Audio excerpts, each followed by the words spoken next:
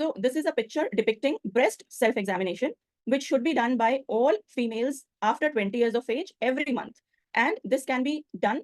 3 to 4 days after the periods are over, since this is the time when there is no breast engorgement and the breasts are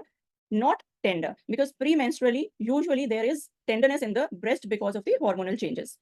So every 3 or 4th day, once your periods get over, every month you should develop the habit of breast examination. In postmenopausal females who do not have bleeding, they can set one particular day in the month and the examination to be done on the same day every month.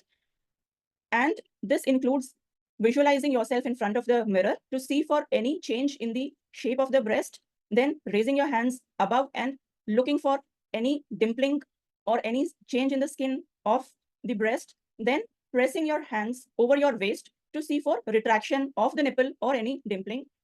The other examination is done in a lying down position with the arm extended overhead and the use of the right hand to examine the left breast and use the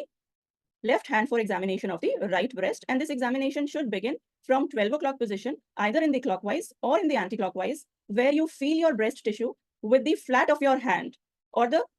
palm, not poking in between the tips of the fingers or the thumb, so as to feel the breast tissue for any lump. Gradually move from 12 o'clock clockwise back or anti-clockwise, and in the end, press the nipple to see for any